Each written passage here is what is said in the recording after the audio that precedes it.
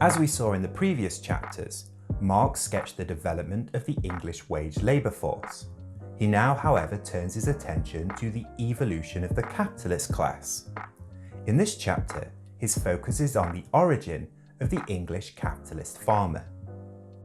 Now that we have considered the forcible creation of a class of outlawed proletarians, the bloody discipline that turned them into wage labourers, the disgraceful action of the state which employed the police to accelerate the accumulation of capital by increasing the degree of exploitation of labour, the question remains: whence came the capitalists originally? Marx begins his sketch of history in the 14th century. At the time, large amounts of land was owned by various feudal lords. A lord would employ a serf as a bailiff, who would generally oversee certain sections of the land, making sure the peasants were working and collecting the rent and food products to be delivered to the lord. In the later half of the 14th century, this bailiff becomes replaced by the farmer. While providing a similar function to the bailiff, this farmer would also be given seed, cattle and farming equipment by the feudal lord, overseeing the farming process of the labouring peasants and employing a small amount of wage labour. They would ensure that the rents and food that was grown was then given to the lord. Towards the end of the 14th century, this farmer instead becomes replaced by the metayer or sharecropper. The feudal lord provides them with only some of the seeds and cattle and farming equipment, and the rest is provided by the sharecroppers themselves. The sharecropper then shares a portion of everything produced with the feudal lords and payment as rent, and the rest they keep for themselves.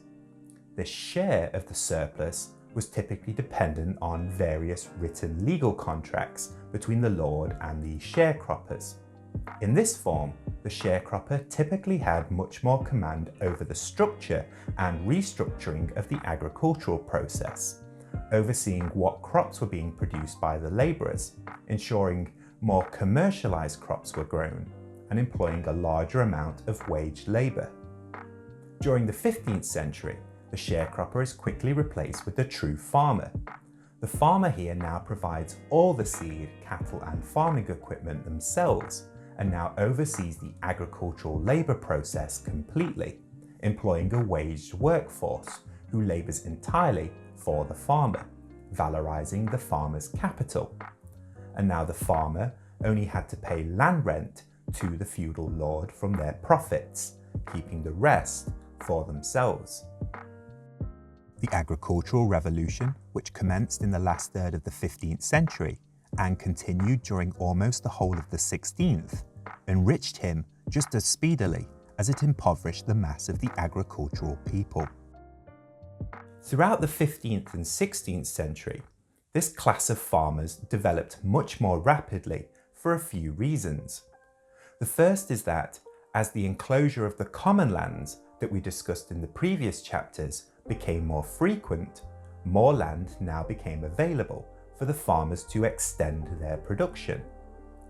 Secondly, the agricultural revolution that occurred during the 16th century vastly increased productivity in agricultural production.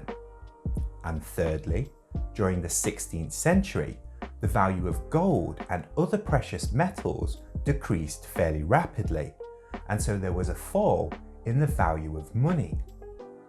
This led to a few things: a rapid inflation on the prices of agricultural products, and also a lowering of wages, meaning more profits for the farmers, and also the contracts on the land rent that the farmers had to pay to their lords were contracted in the old value of the money, meaning the farmers would now pay much less in rent. And so, by the end of the 16th century, England had developed a class of capitalist farmers. Thus they grow rich at the expense of both their labourers and their landlords. No wonder therefore that England, at the end of the 16th century, had a class of capitalist farmers, rich considering the circumstances of the time. What we see throughout this chapter is how the capitalist farmer emerged out of the feudal relationship of lord and peasant workers.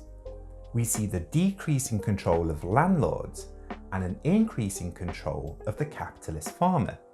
And for them to emerge as the dominant class, how they had to gain control over the labouring process separated from the lord.